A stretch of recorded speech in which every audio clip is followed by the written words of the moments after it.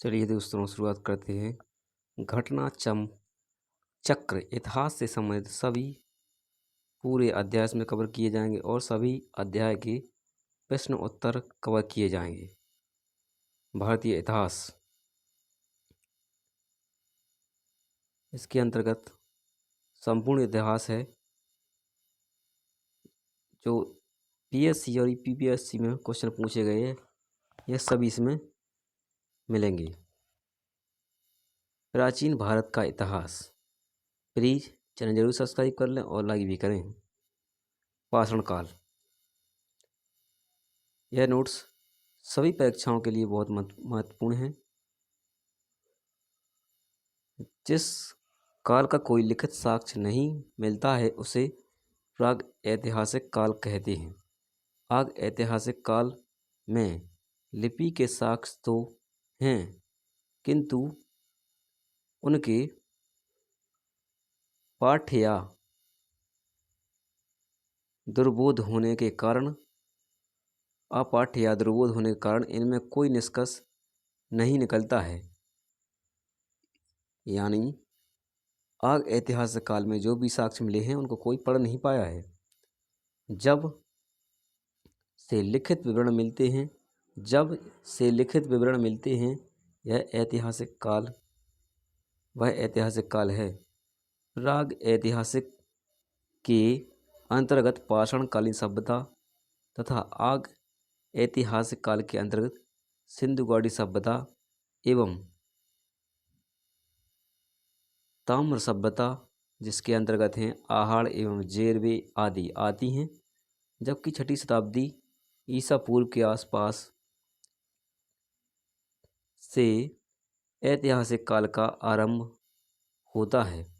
सर्वप्रथम 1863 में भारत में पाषाणकालीन सभ्यता का अनुसरण प्रारंभ हुआ।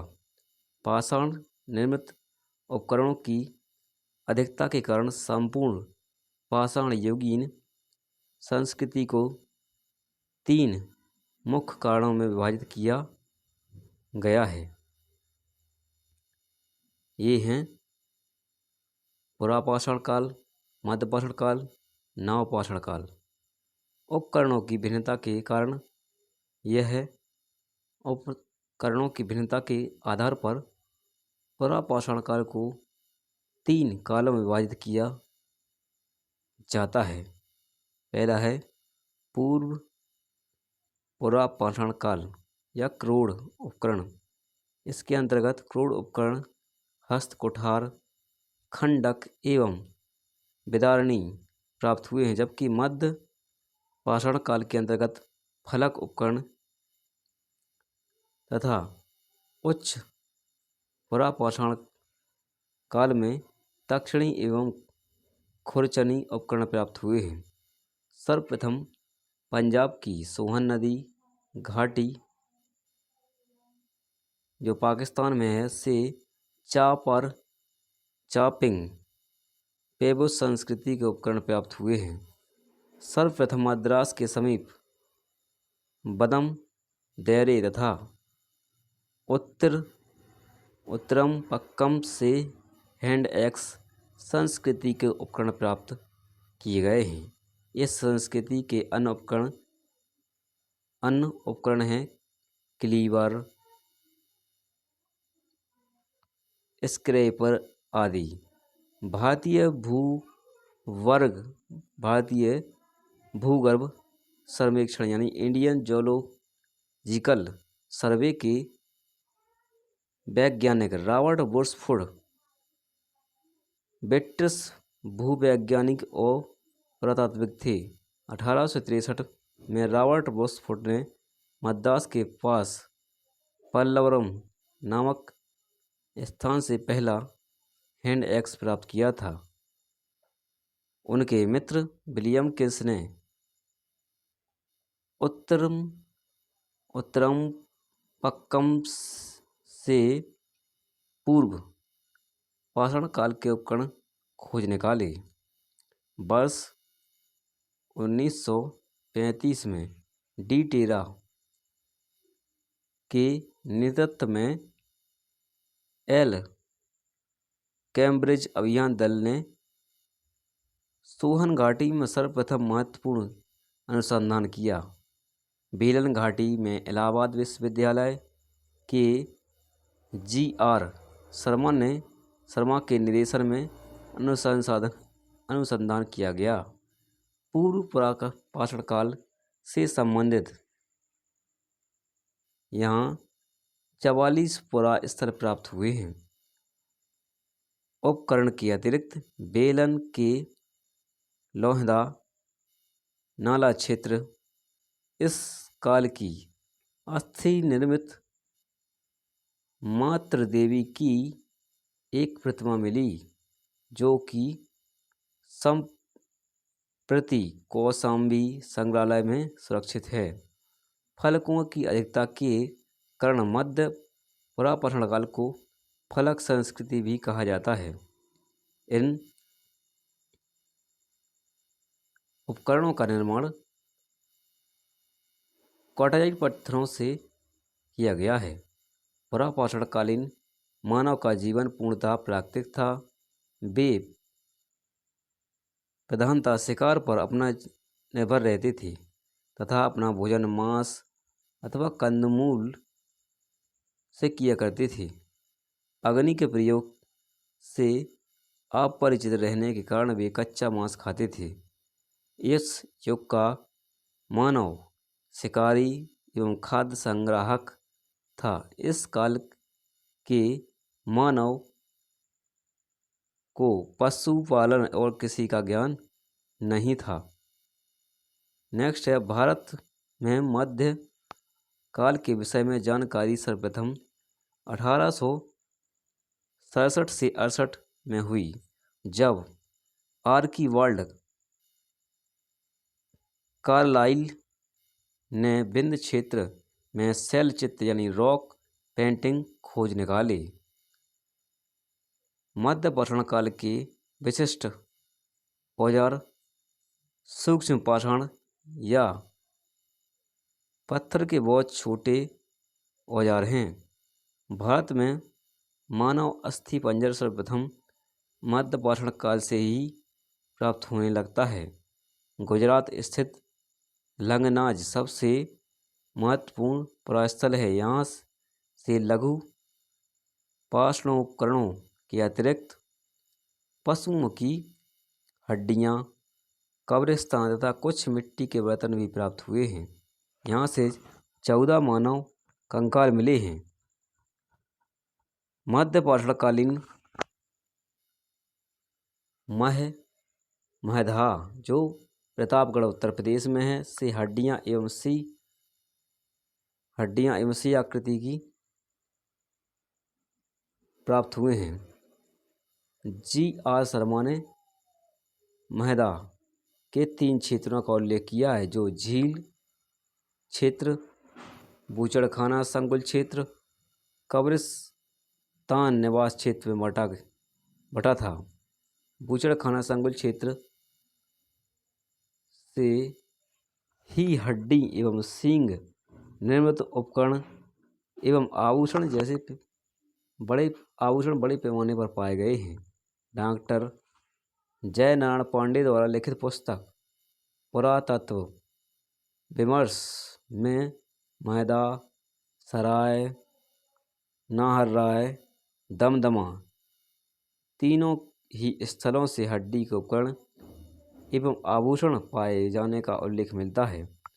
दमदमा में किए गए उत्खनन के फलस्वरूप पश्चिमी तथा मध्यवर्ती क्षेत्रों में से कुल मिलाकर 41 मानव समाधान ज्ञात हुए हैं। इन समाधानों में से 5 समाधान युग्म समाधान हैं और एक समाधान में 3 मानव कंकाल एक साथ दफनाए हुए मिले हैं। शेष समाधानों में एक कंकाल मिले हैं। इस प्रकार कुल 48 मानव कंकाल प्राप्त हुए हैं।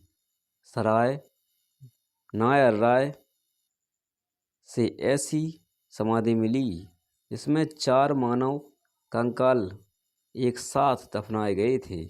यहाँ की कब्रें समाधियाँ आवास क्षेत्र के अंदर स्थित थीं। कब्रें छिछली तथा अंडाकार थीं। विंध्य क्षेत्र के लेखहिया के शिलाश्रय संख्या 1 से मध्य पाषाणकालीन लघु पाषाण उपकरणों के अतिरिक्त 17 मानव कंकाल प्राप्त हुए हैं, जिनमें से कुछ सुरक्षित हालात में हैं तथा अधिकांश क्षत विक्षत अवस्था में हैं। अमेरिका के ओरेगोन विश्वविद्यालय के जॉन आर लुकास के अनुसार लेखहिया में कुल 27 मानव कंकालों की अस्थियां मिली हैं। पशुपालन का प्रारंभ मध्य पाषाण काल से हुआ। पशुपालन के साक्ष्य भारत में आदमगढ़, जो होशंगाबाद मध्य प्रदेश में है, तथा बाघ और भीलवाड़ा, जो राजस्थान में है, से प्राप्त हुए हैं। मध्य पाषाण काल में मानव शिकार करके, मछली पकड़कर और खाद्य वस्तुओं का संग्रह करके पेट भरता था। मध्य प्रदेश के रायसेन जिले में स्थित भीमबेटका प्राग ऐतिहासिक शैल चित्रकला का सर्वश्रेष्ठ उदाहरण है। भारत में सर्वाधिक 700 से अधिक शिलाश्रय प्राप्त हुए हैं, जिनमें से 243 को क्रमांक दिया गया है। इनमें से 133 शिलाश्रयों में चित्रकारी प्राप्त हुई है। यूनेस्को ने भीमबेटका शैल चित्रों को विश्व विरासत सूची में सम्मिलित किया है। सर्वप्रथम खाद्यान्नों का उत्पादन नवपाषाण काल में प्रारंभ हुआ। इसी काल में गेहूं की कृषि प्रारंभ हुई। नवीनतम खोजों के आधार पर भारतीय उपमहाद्वीप में प्राचीनतम कृषि साक्ष्य वाला स्थल उत्तर प्रदेश के संत कबीर नगर जिले में स्थित लहरादेव है। यहाँ से 9000 ईसा पूर्व से 7000 ईसा पूर्व मध्य के चावल के साक्ष्य प्राप्त हुए हैं। उल्लेखनीय है कि इस नवीनतम खोज के पूर्व भारतीय उपमहाद्वीप का प्राचीनतम कृषि साक्ष्य वाला स्थल मेहरगढ़, जो पाकिस्तान के बलूचिस्तान में स्थित है, यहाँ से 7000 ईसा पूर्व के गेहूं के साक्ष्य मिले हैं। जबकि प्राचीनतम चावल के साक्ष्य वाला स्थान कोल्डी हवा, जो इलाहाबाद जिले में बेलन नदी के तट पर स्थित है, यहाँ से 6500 ईसा पूर्व के चावल की भूसी के साक्ष्य मिले हैं। माना जाता था चीन के त्यांगजी नदी घाटी क्षेत्र में लगभग 7000 वर्ष ईसा पूर्व चावल उगाया गया। मक्का लगभग 6000 ईसा पूर्व का प्रथम साक्ष्य मैक्सिको में पाया गया। बाजरा 5500 ईसा पूर्व चीन में और सोरघम 5000 ईसा पूर्व अफ्रीका में, राई 5000 ईसा पूर्व दक्षिण पूर्व एशिया में पाई गई तथा जई 2300 ईसा पूर्व यूरोप में सर्वप्रथम उगाया गया। मेहरगढ़ से पाषाण संस्कृति से लेकर हड़प्पा सभ्यता तक के सांस्कृतिक अवशेष प्राप्त हुए हैं। मानव कंकाल के साथ कुत्ते का कंकाल बुर्जहोम, जो जम्मू कश्मीर में है, यहाँ से प्राप्त हुआ है। गत आवास के साक्ष्य भी यहीं से प्राप्त हुए हैं। इस पुरास्थल की खोज 1935 में डी टेरा एवं पीटरसन ने की थी। गुम्फ कराल, जो जम्मू कश्मीर में है स्थित नवपाषाणकालीन स्थल है। गुम्फ कराल का अर्थ होता है कुलाल अर्थात कुमार की गुफा। यहाँ के लोग कृषि एवं पशुपालन का कार्य करते थे। चिरांद बिहार के सारण जिले में स्थित है। यहाँ से नवपाषाणिक अवशेष प्राप्त हुए हैं। यहाँ से हड्डी के अन्य उपकरण प्राप्त हुए हैं। यहाँ से प्राप्त उपकरण हिरण के सींगों से निर्मित है। नवपाषाण युगीन दक्षिण भारत में मृतक को दफनाने के स्थल के रूप में ब्रह्मवृत पाषाण स्मारकों की पहचान की गई है। नवपाषाणकालीन पुरास्थल से राख के टीले कर्नाटक में मैसूर के पास बेल्लारी जनपद में स्थित संगनकल्लू नामक स्थान से प्राप्त हुए हैं। पिकलीहट, उतनूर आदि स्थानों से भी राख के टीले मिले हैं। ये राख के टीले नवपाषाणकालीन युगीन पशुपालक समुदाय के मौसमी शिविरों के जले अवशेष हैं। आग का उपयोग नवपाषाण काल की महत्वपूर्ण उपलब्धि थी। धातुओं में सबसे पहले तांबे का प्रयोग हुआ। इस चरण में पत्थर एवं तांबे के उपकरण का साथ साथ प्रयोग जारी रहा। इसी प्रकार इसे ताम्रपाषाण साणिक यानी संस्कृति या कैल्कोलिथिक कल्चर कहा जाता है। ताम्रपाषाणिक का अर्थ है पत्थर और तांबे का प्रयोग की अवस्था। भारत में ताम्रपाषाण युग की बस्तियां दक्षिण पूर्वी राजस्थान, पश्चिमी मध्य प्रदेश और पश्चिमी महाराष्ट्र तथा दक्षिण पूर्वी भारत में पाई गई।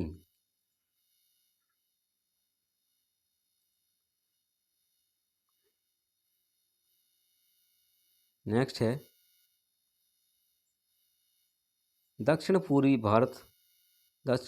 राजस्थान में अनेक पुरास्थलों की खुदाई हुई है। ये हैं अहाड़, बालाथल, बागौर, ओजियाना एवं लिंगुथ। ये पुरास्थल बनास घाटी में स्थित हैं।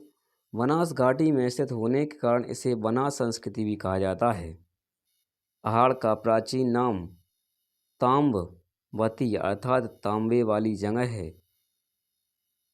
गीलुंद, बालाथल, ओजियाना में घरों को चहारदीवारी से घेरा गया है। अहाड़ के पास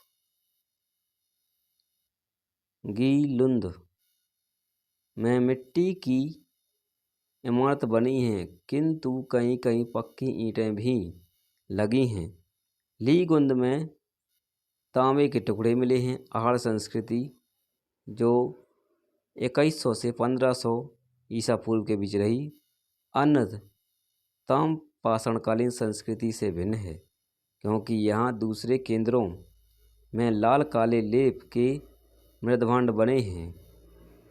यहीं पर इस लेप के ऊपर सफ़ेद रंग की चित्रकारी की गई है। कृष्ण लोहित मृदभांड परंपरा विशिष्ट रही। पश्चिमी मध्य प्रदेश में मालवा, कायथा, एरण एवं नवदा टोली प्रमुख स्थान है। नवदा टोली मध्य प्रदेश का एक महत्वपूर्ण ताम्रपाषाणिक पुरास्थल है जो खरगोन जिले में स्थित है। इसका उत्खनन HD संकलिया ने करवाया था। यहाँ से मिट्टी, बांस, फूस के बने चौकोर एवं वृत्ताकार घर मिले हैं। यहाँ के मूल मृदभांड लाल काले रंग के हैं, जिन पर ज्यामितीय आरेख उत्कीर्ण हैं। कायथा संस्कृति जो हड़प्पा संस्कृति की कनिष्ठ समकालीन है, इसके मृदभांडों में कुछ प्राक हड़प्पाई लक्षण दिखाई देते हैं। साथ ही इन पर हड़प्पाई भाव भी स्पष्ट दिखाई देता है। इन संस्कृति की लगभग 40 बस्तियां मालवा क्षेत्र में से प्राप्त हैं, जो अत्यंत छोटी छोटी हैं। मालवा संस्कृति अपनी मृद भांडों की उत्कृष्टता के लिए जानी जाती है। मध्य प्रदेश में कायथा और एरण की तथा पश्चिमी महाराष्ट्र में इमाम गांव की बस्तियां किलेबंद हैं। पश्चिमी महाराष्ट्र के प्रमुख पुरास्थल हैं अहमदनगर जिले में जोरवे, नेवासा और देवाबाद। पुणे जिले में चंदोली, सोनगांव, इनामगांव, प्रकाश, नासिक ये सभी पुरापाषाणिक पुरास्थल जोरवे संस्कृति जो 1400 से 700 ईसा पूर्व तक चली के हैं। अब तक ज्ञात 200 जोरवे स्थलों में गोदावरी का देवाबाद सबसे बड़ा है। यह लगभग 20 हेक्टेयर क्षेत्रफल में है, जिसके लगभग 4000 लोग रह सकते हैं। नेवासा जोरवे संस्कृति स्थल से पटसन का साक्ष्य प्राप्त हुआ है। टोंटीदार पात्र परंपरा जोरवे संस्कृति की एक विशिष्ट पहचान है। महाराष्ट्र की ताम्रपाषाणिक कालीन संस्कृति जोरवे संस्कृति के अंतर्गत नेवासा, देवाबाद, चंदोली, इनामगांव आदि पुरास्थलों में मृतकों को अस्थि कलश में रखकर उत्तर से दक्षिण दिशा के घरों के फर्श के नीचे दफनाए जाने के साक्ष्य प्राप्त हुए हैं। आरंभिक ताम्रपाषाण अवस्था के इनामगांव स्थल पर चूल्हे सहित बड़े बड़े कच्ची मिट्टी के मकान और गोलाकार गड्ढे वाले मकान मिले। पश्चात की अवस्था 1300 से 1000 ईसा पूर्व के समय रही। ये 5 कमरों वाला एक मकान मिला है, जिसमें 4 कमरे आयताकार और एक गोलाकार एक वृत्ताकार हुआ करता था। इनाम गांव में 130 से अधिक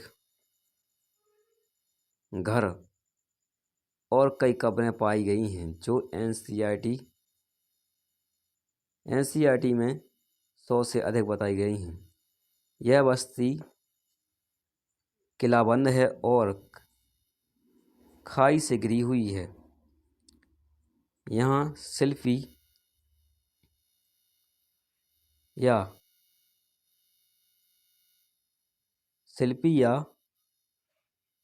पंसाई लोग पश्चिम छोर पर रहते थे, जबकि सरदार प्रायः केंद्र स्थल में रहता था। यहाँ से अन्नागार भी प्राप्त मिला है। पूर्वी भारत में गंगा तटवर्ती चिरांद के अलावा पश्चिम बंगाल के बर्धमान जिले के पांडु, राजन ढीवी और वीरभूमि जिले में महस दल उल्लेखनीय ताम्रपाषाणिक स्थल हैं। कुछ अन्य पुरास्थल जहाँ खुदाई हुई है वे हैं बिहार में सोनपुर, ताराडीह और पूर्वी उत्तर प्रदेश में खेराडी, नरहन। बिहार, महाराष्ट्र और मध्य प्रदेश में रहने वाले लोग टोंटी वाले जलपत्र, गोड़ीदार ततरियाँ और गोड़ीदार कटोरे बनाते थे। दक्षिण पूर्वी राजस्थान, पश्चिमी मध्य प्रदेश, पश्चिमी महाराष्ट्र और अन्यत्र रहने वाले ताम्रपाषाण युग के लोग मवेशी पालन और कृषि करते थे। वे गाय, भैंस, भेड़, बकरी और भैंस रखते थे और हिरण का शिकार भी करते थे। यहाँ से ऊँट के अवशेष प्राप्त हुए हैं। मुख्य अनाज गेहूँ और चावल के अतिरिक्त वे बाजरे की भी खेती करते थे। ताम्रपाषाण युग के लोग शिल्प कर्म में निसंदेह बड़े दक्ष थे और पत्थर का काम भी अच्छी तरह से करते थे। वे कार्नेलियन, स्टेटाइल और क्वार्ट्ज क्रिस्टल जैसे अच्छे पत्थरों के मनके या गुटकाएँ भी बनाते थे। ये लोग कताई बुनाई जानते थे क्योंकि मालवा में चरखे और तकलियाँ मिली हैं। महाराष्ट्र में कपास, सन, सेमल की रुई से बने धागे भी मिले हैं। इनाम गांव में कुम्भकार, धातुकार, हाथी दांत के शिल्पी, चूना बनाने वाले और खिलौने की मिट्टी की पूर्ति, टेराकोटा बनाने वाले कारीगर भी दिखाई देते हैं। इनाम गांव में माता देवी की प्रतिमा मिली है जो पश्चिमी एशिया में पाई जाने वाली ऐसी प्रतिमा की प्रतिरूपी है। मालवा और राजस्थान में मिली रूढ़ शैली से बनी मिट्टी की वैष्णव मूर्तियाँ यह सूचित करती हैं कि वैष्णव यानी सांड धार्मिक पंथ का प्रतीक था। पश्चिमी महाराष्ट्र की चंदौली और नेवासा बस्तियों में कुछ बच्चों के गलों में तांबे के मनकों का हार पहनकर उन्हें दफनाया गया है, जबकि अन्य बच्चों की कब्रों से सामान के तौर पर कुछ बर्तन प्राप्त मात्र मिले हैं। महाराष्ट्र में मृतक को उत्तर दक्षिण की दिशा में रखा जाता था, किंतु दक्षिण भारत में पूर्व पश्चिम की दिशा में रखा जाता था। पश्चिम भारत में लगभग संपूर्ण समाधान